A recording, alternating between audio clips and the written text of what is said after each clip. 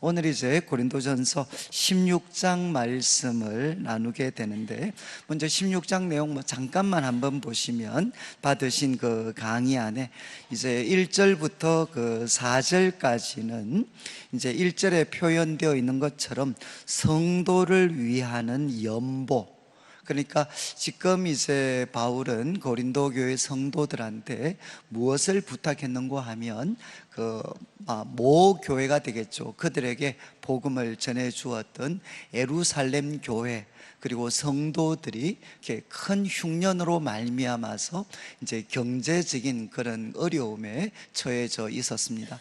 그래서 사도 바울께서는 고린도, 빌립보 이런 여러 지역을 다니면서 그들에게 복음을 전달해 주었던 이 예루살렘 교회 성도들에게 참 구호를, 우리가 도움의 손길을 주면 좋겠다.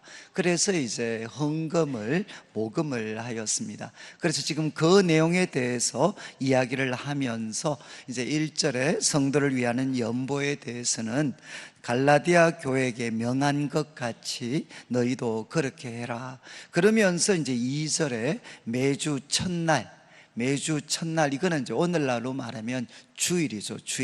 주일에 너희 각 사람이 수입에 따라 모아두어서 내가 갈 때 연보를 하지 않게 해라. 그러니까 이제 미리 이렇게 준비를 하라는 겁니다. 그리고 매주일에 조금씩 이렇게 각 사람의 형편을 따라서 이렇게 준비해서 이제 사도 바울이 가게 되면 이제 조금 매주일마다 모았던 그 물질을 가지고 이제 예루살렘 교회 성도들을 도왔으면 좋겠다. 그래서 3절 말씀에는 내가 이럴 때 이제 이렇게 2절에는 우리 고린도 교회 성도들이 어떻게 헌금을 이렇게 준비해야 되나, 그리고 이제 3절에는 이제 이 준비된 헌금을 앞으로 어떻게 그러면 예루살렘 교회에 전달해 줄 것인가.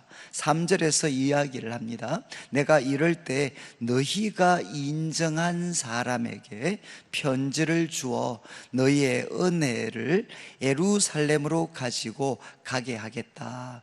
그러니까 지금 이제 이것을 어떻게 예루살렘 교회에게, 성도들에게 전달해 주는가 하면 너희가 사람을 하나 뽑아 달라는 겁니다.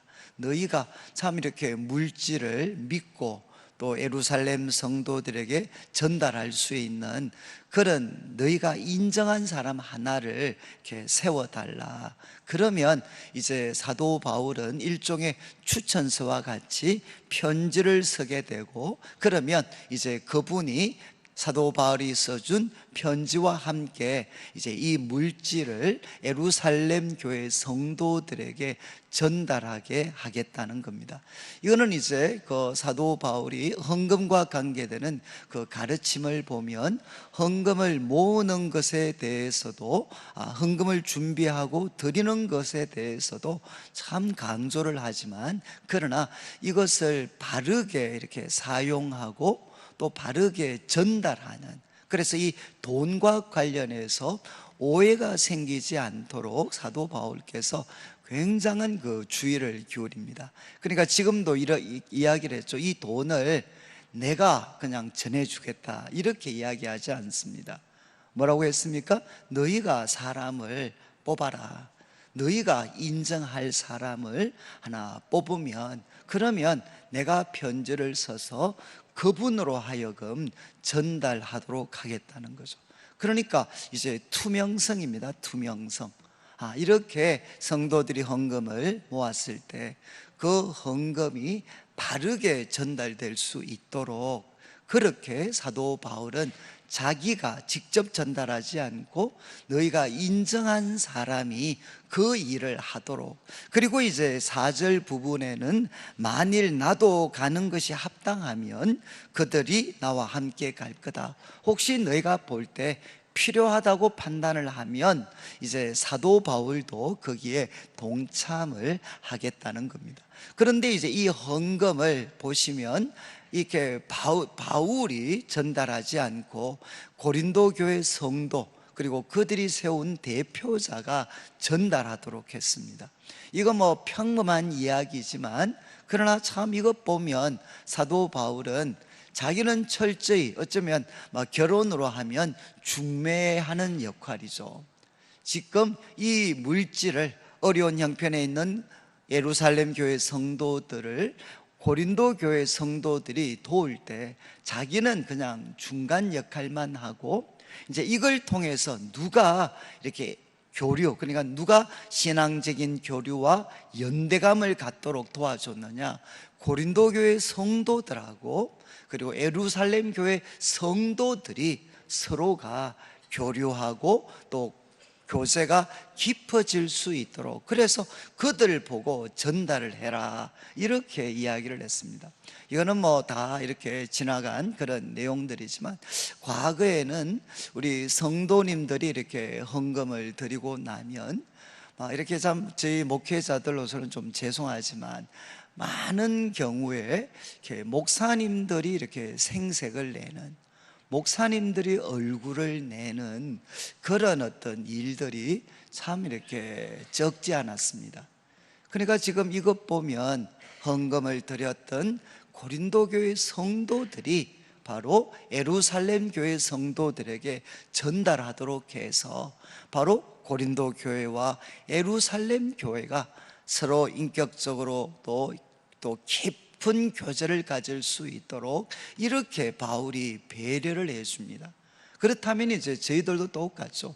헌금을 우리가 모으고 준비하는 것도 중요하고, 또 그것을 전달하는 과정에서 작은 오해도 생기지 않도록 그 과정들도 투명하게 만들어주고, 그리고 결과도 누굽니까? 결과도 특정인의 얼굴이 빛나는 게 아니라 헌금을 드렸던 성도들의 그 사랑이 바로 어려운 형편에 있는 성도들에게 전달되어져서 정말 성도가 성도들끼리 감사하고 또 참 이렇게 기뻐할 수 있는 이런 헌금의 전달 또 사용이 되어야 된다, 이렇게 사도 바울께서는 권면을 합니다.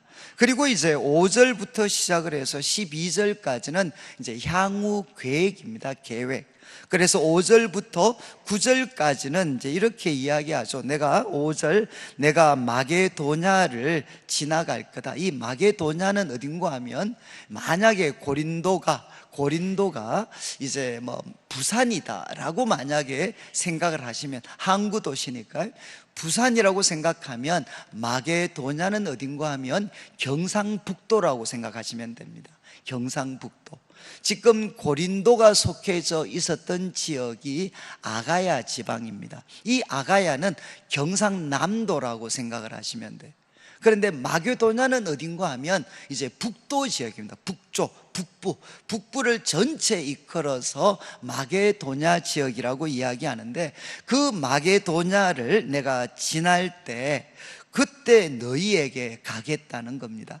그래서 8절 말씀, 하나님께서 한번 허락을 하시면 너희에게 가서 잠시 머무는 게 아니라 겨울을 지내겠다. 그래서 한 3개월 정도. 왜냐하면 이 겨울 기간 동안에는 사도 바울이 지중해 연안을 배로 움직일 수가 없습니다.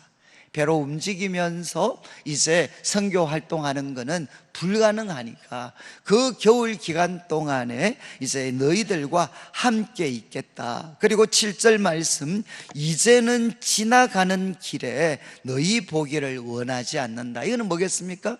그냥 지나가는 일에 잠깐 들으는 그런 짧은 만남을 나는 원하지 않고, 만일 주께서 허락하시면 얼마 동안 상당 기간을 너희와 함께 머물기를 바란다. 이렇게 고린도 교회 성도들에 대한 마음을 표현합니다.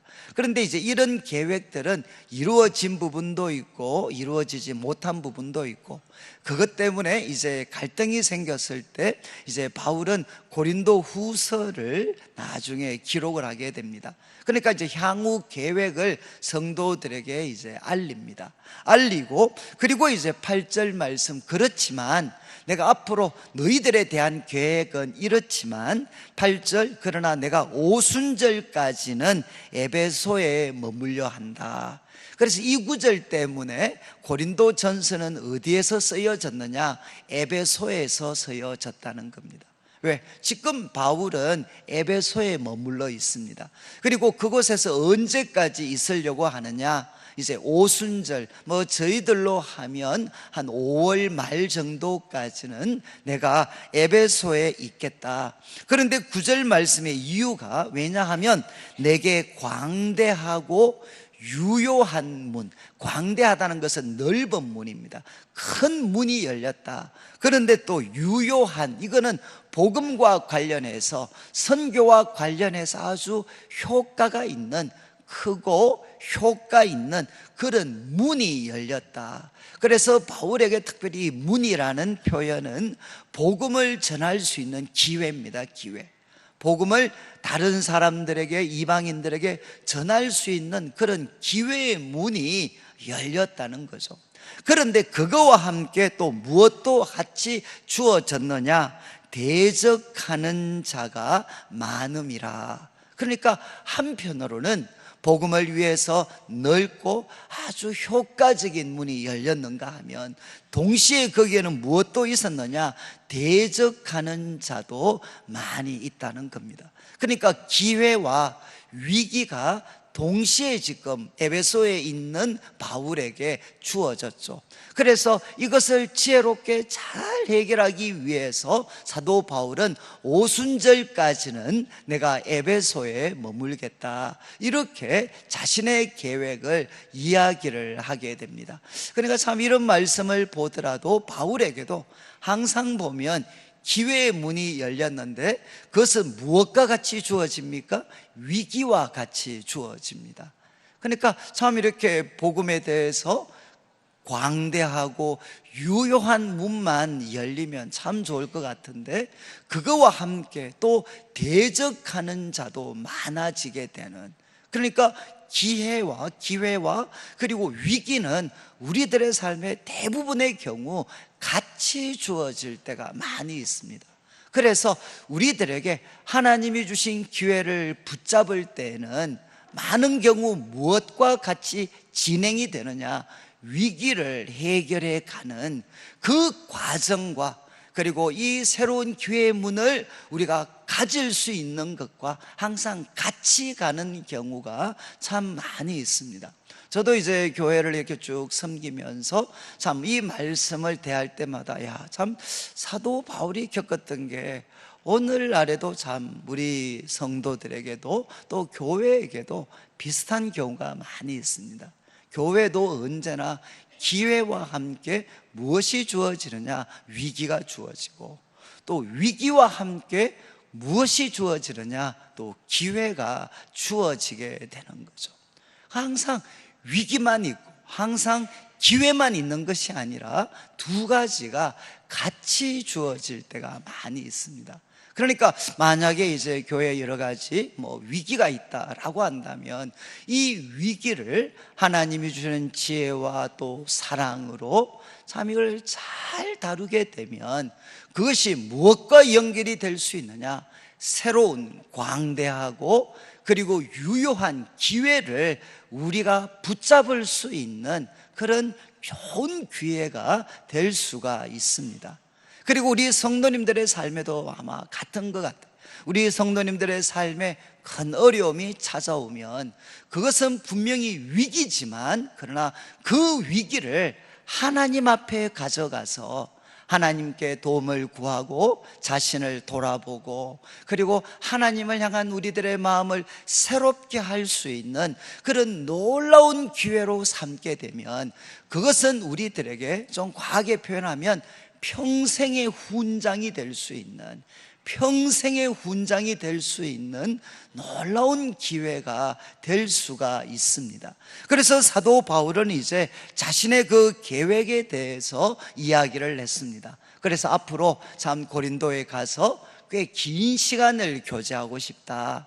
그리고 또 하나는 그러나 이 에베소의 위기와 기회가 동시에 주어졌기 때문에 이것을 잘 해결할 수 있도록 이제 오순절까지는 머물겠다.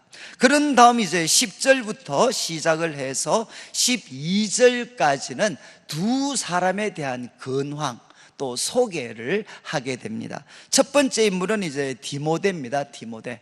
아마 이 디모데는 지금 이제 사도 바울의 지금 형편이 여의찮기 때문에 아마 바울은 이 디모데를 고린도 교회에 이렇게 보낸 것 같습니다. 그래서 10절을 보시면 디모데가 이러거든. 그러니까 디모데가 이제 나를 대신해서 너희들에게 가면 부탁을 합니다. 바울이 너희는 조심하여 그로 두려움이 없이 너희 가운데 있게 해라. 여러분, 참 디모데는 바울보다는 훨씬 젊은 사람이었습니다. 그랬으니까 참 그가 지금 이 고린도 교회 나름대로 뭐 갈등도 있고 분쟁도 있고 또 바울에 대한 오해도 있고 섭섭한 것도 있고 이런 분위기에 만약에 이제 바울을 대신해서 젊은 이렇게 디모데가 갔을 때 그때 자칫 잘못하면 이제 바울이 염려가 되는 거죠. 혹시 이제 디모데가 두려워하고 힘들게 되는 그런 상황이 생기지 않을까, 이렇게 바울은 염려를 합니다. 그래서 그들에게 부탁을 합니다. 너희는 조심해서 그가 두려움이 없이 너희 가운데 그렇게 좀 있게 해라. 너희 가운데 있게 해라. 이유는 그도 나와 같이 뭐라고 했습니까? 주의 일을 힘쓰는 자다. 그도 나와 같이 주의 일을 힘쓰는 자들이니까 정말 그들로 하여금 두려움이 없이 너희 가운데 있게 해라. 그리고 또 11절에 그뿐만 아니라 그러므로 누구든지 그를 멸시하지 말고 평안히 보내어 내게로 오게 해라. 나는 그가 형제들과 함께 오기를 기다리노라. 여러분이 이제 또 두 번째 부탁은 뭐죠? 그를 멸시하지 말고 평안히 보내가지고 내게 오게 해라. 이렇게 당부를 합니다. 그러니까 아마 초대교회에도 여러 가지 이렇게 교회 분쟁과 또 이렇게 갈등들이 생기고 나면 아마 이제 그 사역자들, 특별히 바울 같으면 바울에게 속했던 그런 사역자들에 대해서 성도들이 같이 이렇게 적대적이 되고 때로는 힘들게 되는 상황이 생길 수도 있습니다. 그래서 바울은 이제 고린도 교회 성도들한테 디모데에 대해서 부탁을 하면서 정말 그가 두려움 없이 너희 가운데 있도록 그렇게 하고 그리고 평안히 오게 해라. 그러니까 제가 뭐 이런 부탁을 모르겠습니다. 우리 뭐 부교육자들에 대해서 워낙 저희 교회 성도님들은 우리 부교육자들이나 이런 분들에 대해서는 뭐 잘해 주시기 때문에 뭐 이런 부탁이 필요 없을 수도 있습니다. 그런데 이제 여러분들이 아무래도 이렇게 좀 우리가 담임 목회자 같으면 여러분들이 조금 더 좀 신경을 쓰실 수도 있고, 그리고 또 우리 부교육자들 같으면 그거보다는 어쩌면 정도가 조금 덜 하실 수 있는 상황도 생길 수도 있을 것 같습니다. 그렇지만 이 말씀을 보면 여러분 이제 우리가 뭐 부교육자들이나 이런 분들이 가게 되면 꼭 뭘 해주셔야 되겠습니까? 이제 그분들이 두려움 없이 너희 가운데 있을 수 있도록, 그리고 이제 참 어울리지 않는 부탁이지만 무사히 돌려보내 주시도록 이렇게 이제 지금 사도 바울이 그렇게 부탁을 하는 거죠. 부탁. 그리고 이제 이어지는 말씀을 보시면 13절 14절은 이제 마무리하면서 고린도 전서를 마무리하면서 이제 두 가지 결론적인 교훈을 줍니다. 이제 고린도 전서 전체의 결론이죠. 전체의 결론. 첫 번째는 깨어 있어야 된다. 깨어 있어야 된다. 이거는 무엇과 관계되는 겁니까? 부활 소망과 관계되는 것입니다. 우리는 주님 앞에 다시 서게 됩니다. 그러니까 이제 우리는 깨어 있어야 됩니다. 깨어 있어야 된다. 이 땅에서의 삶이 전부가 아니라는 겁니다. 우리는 부활의 소망, 확신을 가진 사람들이기 때문에 우리는 깨어 있어야 된다. 첫 번째는 정신을 차려야 된다. 그리고 두 번째는 무엇인가 하면 믿음에 굳게 서야 된다. 그래서 사람들은 부활에 대해서도 잘못된 가르침이 있고 참 많은 잘못된 가르침들, 기독교의 가장 중요한 가르침을 조금이라도 뒤틀어서 뭔가 이렇게 거짓 교훈들로 만들려고 하는 그런 흐름들, 그리고 그런 압력들이 참 많습니다. 두 번째는 무엇이냐? 믿음에 굳게 서 있어야 된다. 하나님 말씀의 기초에서 믿음에 굳게 서 있어야 된다. 그리고 세 번째는 무엇입니까? 이제 남자답게 강건해야 된다. 우리 성도들이 강해져야 된다는 거죠. 그래서 사도 바울이 에베소서 같은 데 보면 그리스도 예수와 그의 은혜 가운데에서 너희가 강해져야 된다. 이제 디모데 우리 후서에 보면 그리스도와 그 은혜 가운데에서 너희가 강해져야 된다. 여러분, 이제 우리가 강해져야 됩니다. 상황이 바뀌지 않습니다. 상황이 바뀌는 것도 물론 하나님께서 그렇게 하시겠지만 제가 볼 때는 순서가 언제나 우리를 강하게 만들어 주셔요.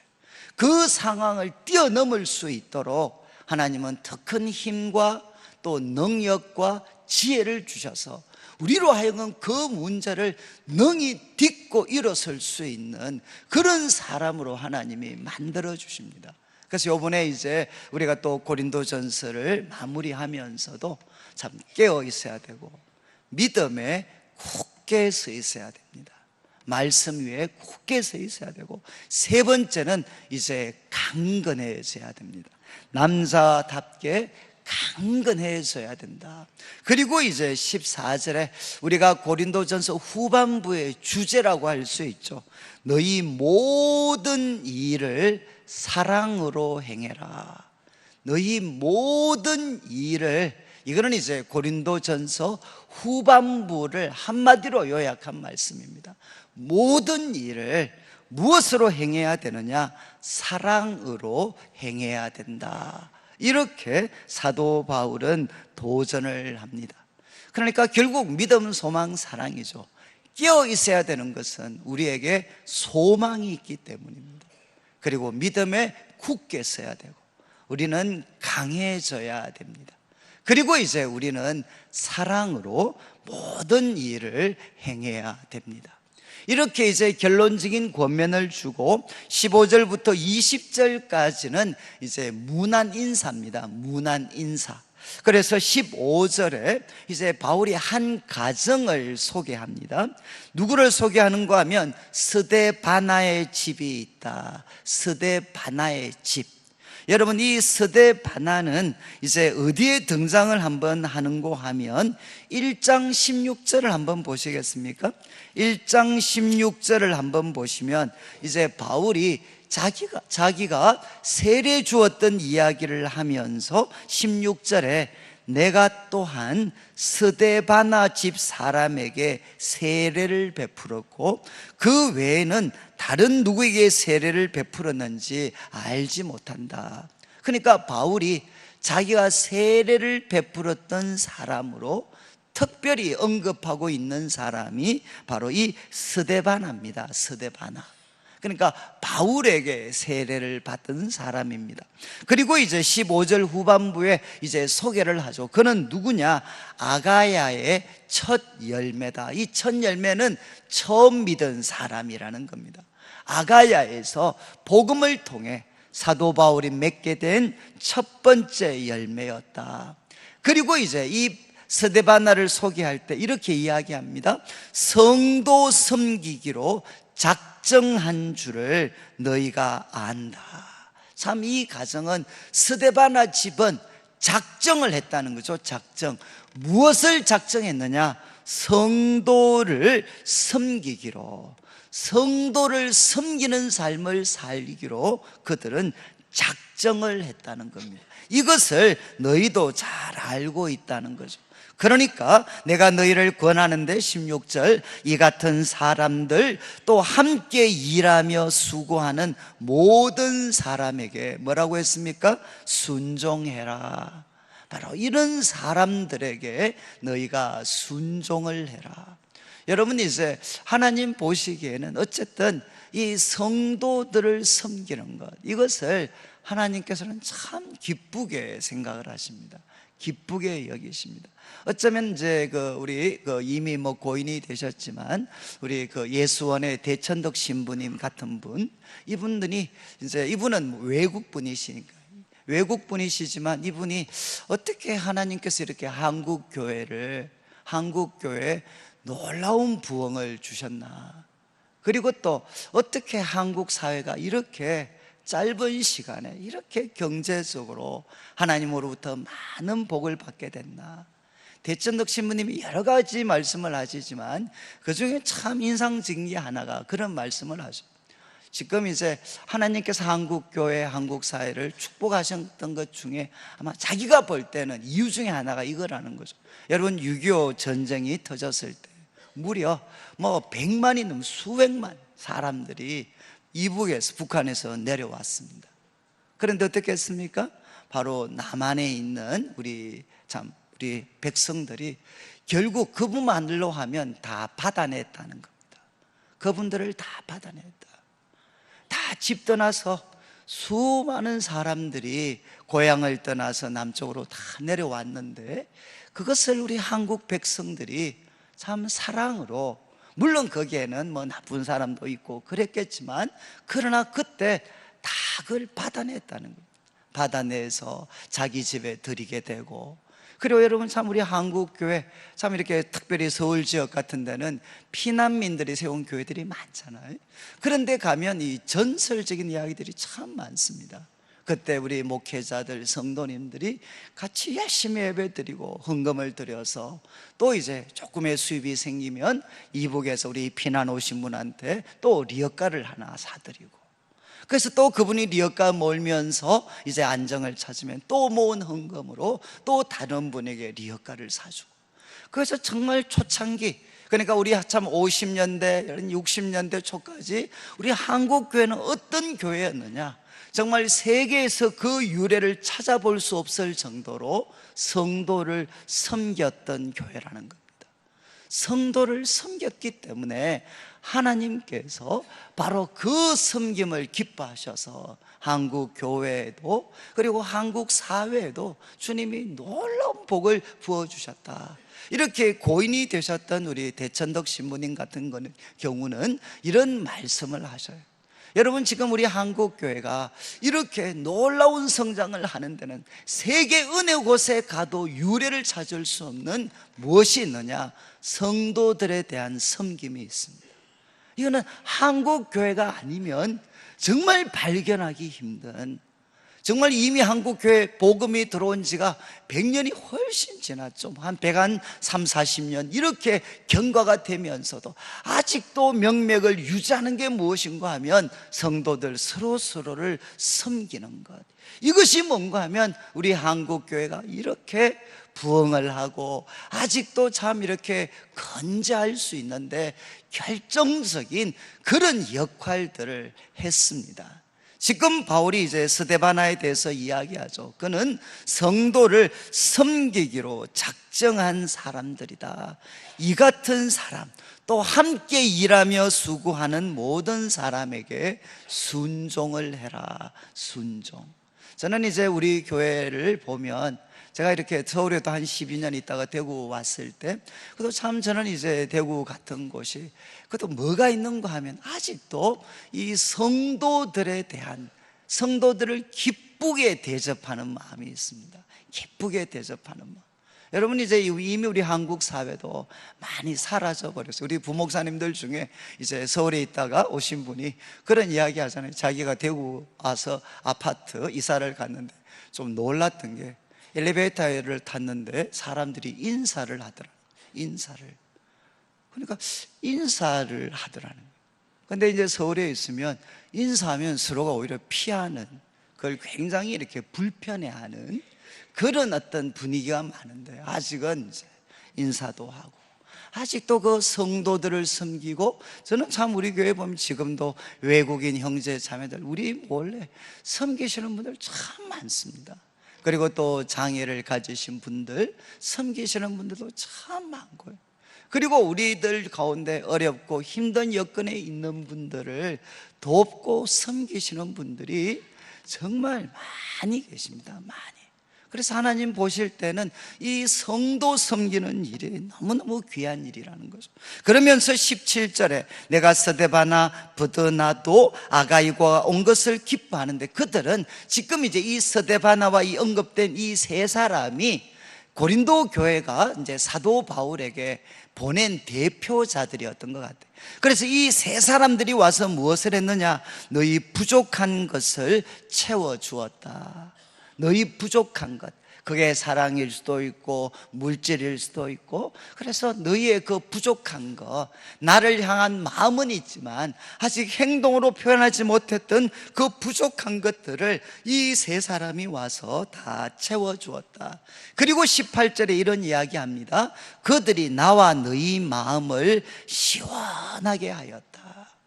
참 인상적인 표현인데, 그들이 나와 너희 마음을 시원하게 하여 주었다. 이게 무엇이죠? 바울이 이렇게 표현하면 이해가 쉽잖아요.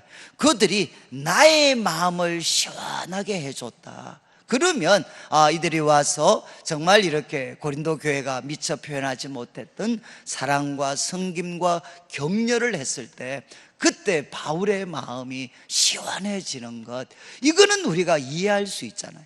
그런데 이들이 바울의 마음만 시원하게 한 것이 아니라 너희 마음도 시원하게 해줬다는 것이죠.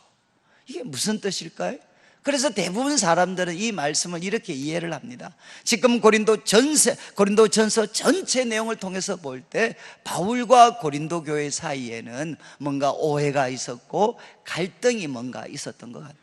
그런데 스데바나와 함께 이 세 사람이 가서 결국 사도 바울의 마음도 시원하게 해주고, 그리고 또 이제 또 이 그들 고린도 교회 성도들의 마음도 시원하게 해줘서 그들 가운데 쌓였던 오해와 여러 가지 갈등들이 이제 녹아져 내릴 수 있도록, 그래서 나와 바로 너희들의 마음을 시원하게 해줬다. 그동안 불편하고 오해하고 힘겨웠던 이런 것들을 다 사라지도록 그렇게 해줬다는 거죠. 여러분, 교회에도 참 이런 분들, 우리 가정에도 이런 분들이 필요하죠. 갈등이 생기면 그 갈등을 더 이렇게 더 크게 더 악화시키는 사람들이 있는가 하면, 그런 갈등들이 있으면 양쪽에 서서 양쪽의 마음을 시원하게 해줘서 그들 가운데 있었던 오해와 불편과 갈등들을 이렇게 해소시켜주는 그런 사람들이 참 필요한 거죠. 우리 예수님이 하신 일이 무엇입니까? 하나님의 마음과 우리의 마음을 우리 예수님께서 시원하게 해주셨죠. 이들이 누군가 하면 바로 평화를 만드는 사람들입니다. 그러니까 스데바나와 이 두 명의 사람들은 정말 그 고린도 교회 성도들의 부족한 것을 채워줬고, 그리고 이제 바울과 그리고 고린도 교회 성도들의 마음을 시원하게 해줘서 그들의 오해와 갈등, 염려, 불편했던 마음들이 사라지도록 그렇게 만들어줬습니다. 이런 사람들을 너희들이 알아줘라.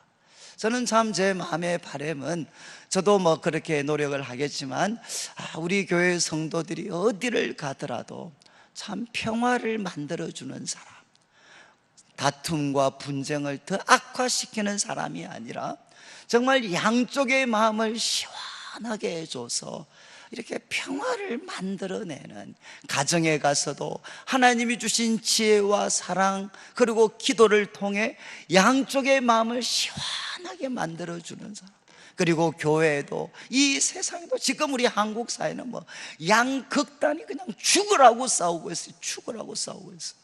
여러분, 이때 양쪽의 마음을 좀 시원하게 해줄 수 있는 그런 평화를 만들 수 있는 사람들이 바로 교회 속에서 세워져야 되는 거죠. 그리고 이제 나아가서 19절부터는 이제 고린도 교회 성도들에게 아시아에 있는 교회들, 에베소, 지금 바울이 있는 에베소 지역이 아시아 지역의 수도였습니다. 수도, 소아시아라고 불리는 그 아시아의 교회들이 너희에게 문안한다. 그리고 아굴라와 브리스가와 그 집에 있는 교회가 주 안에서 너희에게 간절히 문안한다. 여러분, 여기 나오는 아굴라, 브리스가는 부부죠. 그리고 사도 바울에게 최고의 동역자들이었는데, 사도 바울과 브리스길라, 아굴라가 만나게 되었던 동네 지역이 어디였느냐? 바로 고린도 지역이었습니다. 여러분들이 나중에 사도행전 18장을 이제 읽어보시면 바로 이제 브리스가와 아굴라는 여러 가지 그 로마에 있었던 사태, 그거를 피해서 고린도에 오게 됐고, 그리고 이제 서로가 천막 간다는 업종이 비슷해가지고 바울과 만나게 되어서 평생 동역의 관계를 유지하게 됩니다. 그런데 지금 이제 브리스가, 아굴라와 브리스길라도 다른 곳으로 가 있었죠. 지금 그들도 이제 고린도 교회 성도들에게 문안을 합니다. 그리고 또 20절에 모든 형제도 너희에게 문안합니다. 너희는 거룩하게 입맞춤으로 서로 문안해라. 그러니까 교회는 어떤 공동체냐? 바로 사랑으로 서로 문안하는 공동체라는 거죠. 문안하는 공동체, 서로에게 좀 문안을 해야 된다. 여러분, 이제 우리 교회도 참 이렇게 교회가 좀 규모가 커지게 되면 제일 이제 우리 성도들이 많이 호소하는 게 군중 속의 고독입니다. 군중 속의 고독. 이해하시겠죠? 참 사람들이 많은데 누구 하나도 나한테 인사하는 사람이 없어요. 제가 이제 우리 새 가족들 이렇게 쭉 만나거나 신방을 가면 그분들이 그런 아픔을 제일 호소 많이 합니다. 자기들이 제일 힘들 때가 언제냐? 2부나 3부 예배 마치고 주차장 갈 때까지, 분명 은혜 받고 주차장으로 가는데 차에 도착할 때까지 한 사람도 자기에게 문안하는 사람이 없대요. 그 기분을 이해하시겠어요? 정말 함께 많은 참 성도들이 모인 곳에서 함께 예배를 드렸는데, 예배 드리고 마치고 돌아가는데 어느 누구도 자기한테 말을 걸지 않아요. 그냥 혼자서 차 타는 곳까지 가야 되는 거죠. 그때 이제 혼란이 생기는 거죠. 내가 지금 예배 드릴 때 느꼈던 이 분위기와 지금 주차장에 갈 때까지 혼자 가는 나, 이게 도대체 어떻게 매칭이 될 수가 있느냐? 여러분, 참 교회는 어떤 곳이 되어야 되느냐? 바로 거룩한 입맞춤으로 문안할 수 있는, 서로에게 문안할 수 있는 그런 공동체가 되셔야 됩니다. 그러니까 이제 저는 이제 우리 교회 너무 고상한 사슴이나 백조 같은 분들이 정말 이렇게 우아하게 쫙 아무도 가까이 가지 못하도록, 그리고 또 이런 분이 계시고, 또 어떤 분이 계시느냐? 전원주 씨 아시죠? 옛날 영화에, 그 옛날 광고에 날 잡아봐라 이러면서 이제 우리가 아무리 잡으려고 해도 더 빠른 걸음으로 이렇게 교회에서 탈출해 가시는 이런 분들이 계셔요. 여러분, 참 저는 우리 교회가, 저는 참 이렇게 서로 좀 문안할 수 있는, 옆에 있는 사람들한테 좀 문안할 수 있는, 좀 무안을 당해도 괜찮잖아요. 무안을, 우리 경상도 쪽에 지금 최고 취약한 게 사회적으로, 여러분 다 속정이 깊은 건 압니다. 근데 우리 집 사람과 같은 이제 서울 사람들이 이야기하죠. 속정이 깊은지 안 깊은지 어떻게 아냐? 말로 표현을 안 하는데, 아니 겉으로 드러난 게 없는데 속정이 깊은지 안 깊은지는 그건 당신 속안이고, 내가 볼 때는 뭐죠? 아니 지금 저거는 무관심이지, 외면하는 거지 무슨 속정 깊은 사랑이냐? 여러분, 저는 이제 우리 교회도 대구 지역도 뭔가 이렇게 좀 새롭게 뭔가 역동적이 되려면 그 중에 제일 쉬운 것 중에 하나는 서로가 서로에게 따뜻하게 문안을 하는 겁니다. 서로가 이렇게 마음의 벽을 조금 허물고, 또 사람들이 우리 보고 푼수라고 하더라도 저는 정말 우리 교회에 좀 푼수들이 많아지셨으면 좋겠어요. 제가 한 번씩 말씀드렸죠. 이 푼수들은 탁월한, 푼수들의 특징이 뭡니까? 푼수들은 눈치가 없습니다.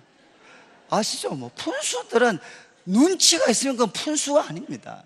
그리고 또 푼수의 특징이 뭐냐? 절대 상처받지 않습니다. 남에게 상처와 건줄 수, 이분은 상처라는 걸 몰라요. 그리고 푼수의 또 하나 특징이 뭔가 하면 언제나 그곳에 계셔요. 이분은 오라는 곳 아무도 초청 안 했는데 언제나 그곳에 성령님처럼 무소부재하신 분이십니다. 그리고 이제 푼수의 특징이 또 하나 뭔가 하면은, 푼수는 절대로 혼자 있지 않습니다. 푼수 있는 곳에는 욕하는 사람, 장단 맞추는 사람이 거룩한 공동체로 모여 있어요. 저는 좀 이렇게 우리 앞선 분들이 조금은 푼수가 되셔야 될 것 같아요. 푼수가. 그래서 우리 교회가 참 이 거룩한 입맞춤으로 서로 교제해라, 문안해라. 이 사랑이 공동체 속에 따뜻하게 전달이 되고 흘러가게 되면 얼마나 교회가 아름다운 곳이 되겠습니까? 그리고 이제 마지막 21절부터는 이제 바울이 21절, 나 바울은 친필로 너희에게 문안한다. 그러나 이 말씀 보니까 바로 앞에 20절까지는 뭐 했습니까? 친필이 아니고 대필이죠. 아마 바울은 이렇게 구술을 하고, 그리고 아마 이제 아주 신실했던 분들이 그거를 글로 이렇게 대필을 했던 것 같습니다. 그래서 바울 서신이 쓰여졌습니다. 그런데 마무리되는 부분에서는 야, 나 바울은 친필로 너희에게 문안한다. 그러면서 이게 문안인지는 잘 모르겠는데, 이제 우리가 이 고린도전서를 마무리하면서 이렇게 이야기합니다. 자, 이제 우리도 서로 문안을 해야 되는데 한번 바울이 시키는 대로 하겠습니다. 누구든지 주를 사랑하지 아니하면 저주를 받을지. 저는 이게 바울께서 이렇게 문안을 하는데 너무 과격하셔요. 그렇지만 한번 우리가 배운 대로 한번 하겠습니다. 우리 서로 보시고, 누구든지 주를 사랑하지 않으면 저주를 받을지어다. 이거는 정말 강조죠, 강조. 뭘 강조하는 겁니까? 그만큼 주님을 사랑하는 것이 중요하다는 것입니다. 우리 인생의 최고의 가치가 되어야 되는 게 무엇이냐? 그것은 바로 주님을 사랑하는 것이 되어야 된다. 누구든지 주를 사랑하지 않고 자기를 사랑하거나 아니면 세상을 사랑하거나 쾌락을 사랑하면 그것은 뭔가 하면 저주를 받을지어다. 그러면서 이제 우리 주여 오시옵소서, 이게 뭔가 하면 바로 마라나타입니다. 마라나타. 주여 오시옵소서. 주님 오십시오. 우리는 주님을 기다리고 있죠. 임박한 종말론이다라고 표현을 하는데, 이제 사도 바울은 주 예수여 오시옵소서, 바로 주님이 곧 오실 것이기 때문에 주님을 사랑하지 않는 자는 앞으로 저주를 받게 된다는 것입니다. 그리고 이제 23절에 이렇게 두 번째 인사를 합니다. 우리 주 예수 그리스도의 은혜가 너희와 함께하기를 원한다. 여러분, 주 예수의 은혜, 여러 번 말씀드렸죠. 은혜는 받을 만한 자격이 없는 자들에게 베풀어 주시는 하나님의 호의와 사랑입니다. 그러니까 주 예수 그리스도 안에만 있는 것이 무엇이냐? 은혜입니다. 은혜. 받을 자격이 없는 우리들에게 베풀어 주시는 그 한없는 호의와 사랑이 예수님 안에 있습니다. 그 은혜가 너희와 함께하기를 원한다. 그런데 참 이 24절 어쩌면 좀 어떻게 보면 도발적일 수도 있고 아주 가슴이 찡할 수 있는 표현이죠.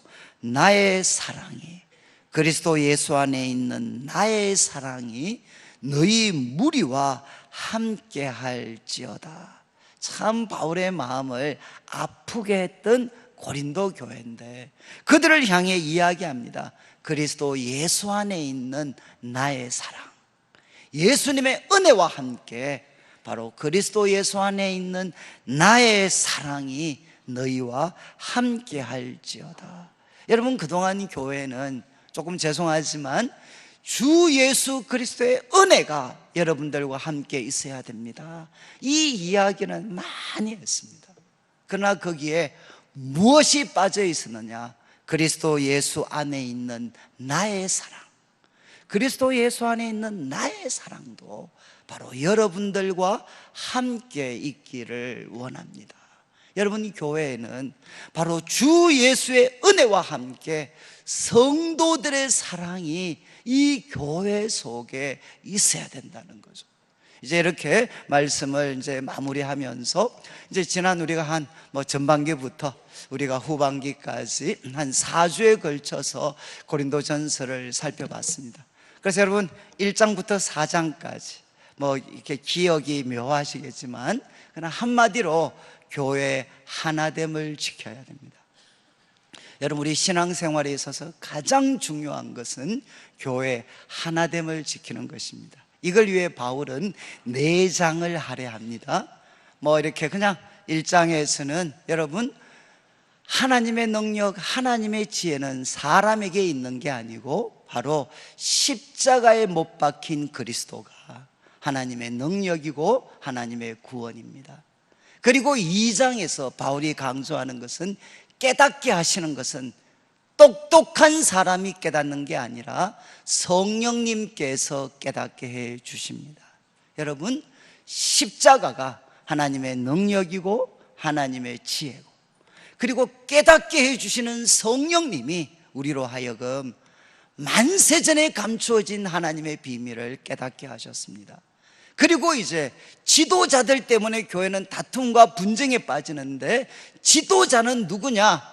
너희들이 나는 누구 편이다, 누구 편이다, 이게 아니고 나나 게바나 아볼로나 다 너희들의 것이다. 그리고 너희는 그리스도의 것이다.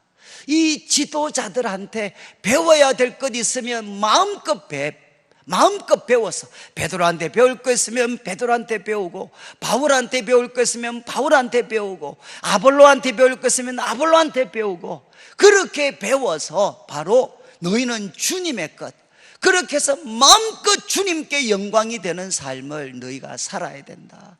지도자들은 너희가 속할 대상이 아니라 너희가 사용해야 될 대상이다. 그리고 마지막 4장에서 맡은 자에 구할 것은 충성인데, 그들이 하나님의 참된 일꾼이라는 것을 보증하는 것은 무엇이냐? 십자가의 길을 걸어가고 있는가? 영광의 길이 아니라 십자가의 흔적을 그들이 가지고 있는가? 이게 참된 사역자의 기준이 된다. 이게 이제 4장까지 내용입니다. 그리고 5장에서는 음행에 대해서 다루고, 6장에서는 믿지 않는 사람들 앞에서 송사를 벌이는 것 이야기를 합니다. 한마디로 하면 거룩해야 된다는 거죠. 우리 성도들은 악을 행하는 자들이 되는 게 아니라, 바로 우리는 너희가 하나님의 전인 것과 하나님의 성령이 너희 안에 거하시는 거 알지 못하느냐? 그러니까 너희는 값으로 산 것이 되었으니까 몸으로 하나님께 영광을 돌려라. 여러분, 5장과 6장은 거룩입니다. 몸으로 하나님께 영광을 돌려라. 그리고 이제 7장은 가정에 대한 이야기, 독신 그리고 과부된 사람들에게 주는 교훈입니다. 그리고 이제 저희들이 8장부터 11장까지 10장까지 우상 제물에 대해서 나눌 때 이런 꼭 기억하셔야 돼요. 저는 여러분들이 사랑으로 지식이 주는 자유를 통제하셔야 됩니다. 이것만 우리가 알면 교회는 많은 경우에 정말 사랑과 진리의 공동체가 될 수 있습니다. 여러분, 사랑으로 진리가 주는 자유를 통제해야 됩니다. 그래서 바울은 사도적인 권리를 포기를 했습니다. 특별히 경제적인 부분에서. 그리고 또 그는 모든 사람들에게 종이 되는 길을 그는 걸어갔습니다. 그리고 10장에서는 출애굽의 경험을 통해 그들에게 가르침을 주면서 그들에게 도전을 했죠. 뭐라고 도전했습니까? 야, 너희들 이스라엘 백성 다 출애굽하고 다 홍해 건넜지만 다수는 광야에서 망했어. 성경이 너희들에게 주는 교훈이 무엇이냐? 악을 행하는 자가 되지 마라. 우상숭배, 음행, 그리고 하나님을 시험하고 원망하는 자리에 서지 마라. 그러면서 우리에게 어쩌면 가장 중요한 가르침, 선줄로 생각하는 자는 넘어질까 조심해라. 그리고 사람이 감당할 시험밖에는 당한 것이 없다. 아무리 벅차게 느끼는 시험이라 할지라도 하나님 안에 무엇이 있느냐? 피할 길이 있다는 것입니다. 그리고 이제 11장 10장에 와서는 이제 결론적인 교훈을 주면서 먹고 마실 때 우리는 모든 것이 가하지만 덕이 되고 유익이 되는 것은 아닙니다. 우리들의 행동의 원리는 무엇이냐? 원칙은 무엇이냐? 하나님께 영광이 되고 사람들에게 걸림돌이 되지 않고 모든 분야에서 모든 사람을 기쁘게 하는, 다른 사람에게 유익과 덕을 끼치는 삶이 되어야 된다. 이렇게 바울이 도전을 했습니다. 그리고 이제 12장부터 14장까지 은사에 대해서 이야기했는데, 한마디로 은사를 어떻게 사용해야 되겠습니까? 사랑으로 사용을 해야 됩니다. 여러분, 다른 사람에게 더 많은 유익이 될 수 있도록, 제가 나중에 한번, 오늘 제가 좀 시간이 없어서 제가 예언과 관계되는 말씀을 좀 드리면 좋은데, 한번 다음 주는 한번 시간을 만들든지 하겠습니다. 그래서 참 우리 성도들이 은사는 사랑으로 해야 돼요. 제가 청년들을 섬길 때 한 번씩 수련회 가면 막 넘어가는 애들이 있었어요. 그래서 저는 초보였으니까, 그래서 그 아이들 막 영적으로 괴로워하는 아이들 붙잡고 막 예수 이름으로 명하는데 귀신아 물러가라 이래 하면 더 막 발작을 하고. 그런데 그때 하나님께서 저한테 그런 도전을 주셔서, 야, 물러가라 이러지 말고 네가 사랑을 해줘라, 사랑. 그래서 정말, 하나님, 제가 이 형제를 사랑합니다. 하나님께서 역사해 주십시오. 그러니까 사랑, 이게 먼저 우리가 순종하잖아요. 우리가 사랑이라는 그 하나님의 계명에 순종하니까 갑자기 정말 제가 하나님, 이 형제를 사랑합니다, 그렇게 참 마음을 표현했을 때, 그때 하나님이 이 형제와 자매들을 정말 평화와 안정으로 하나님이 이렇게 치유를 하시더라고요. 여러분, 은사에 있어서 가장 중요한 것은 우월의식도 아니고 열등감도 아니고 거기에는 사랑이 있어야 됩니다. 그리고 은사는 언제나 덕을 위해서, 질서를 위해 사용되어져야 됩니다. 그리고 15장은 부활이었죠. 저는 부활에 대해서 다른 거, 부활이 기독교 복음의 가장 중심입니다. 그리고 부활이 없다면 우리는 가장 불쌍한 사람입니다. 그런데 어떻게 부활의 몸이 어떻게 있을 수 있느냐? 오늘 말씀드렸죠. 바울의 설명대로 바로 씨를 뿌리는 것. 여러분, 씨를 뿌리면 씨는 죽습니다. 그러나 그것이 나타나는 것은 무엇이죠? 씨가 100배로 커진 것이 아니라 씨는 썩어져서 분해가 되고 거기에서 아름다운 꽃이 피게 됩니다.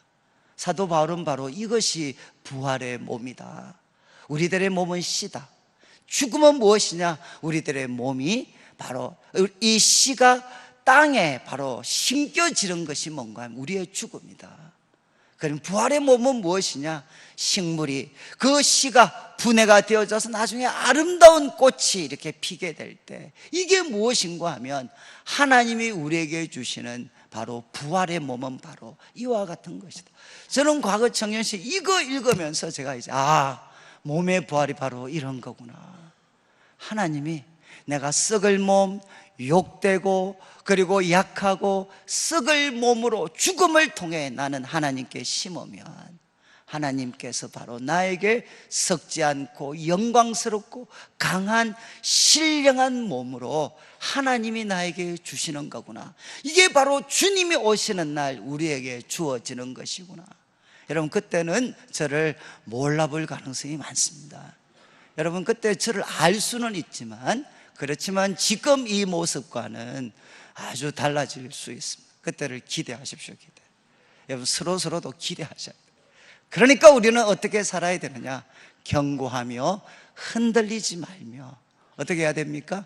항상 주의 일에 더욱 힘쓰는 자들이 되라. 이는 너희 수고가 주 안에서 헛되지 않다는 겁니다. 그래서 여러분, 후반기 우리 특별히 새벽기도회 통해 나눈 말씀 기억하면서 사랑으로, 지식을 통한 자유를 통제하고 사랑으로 하나님이 주신 은사, 열등감, 우월감이 아니라 사랑으로 이 은사 잘 이렇게 사용을 하고 그 중에 제일은 사랑이라. 그리고 또 말씀을 드렸습니다. 부활의 확신, 소망을 가지고 우리에게 주어진 순간순간을 더욱더 주의 일에 힘쓰는 우리 성도들 되시기를 주님의 이름으로 축원합니다.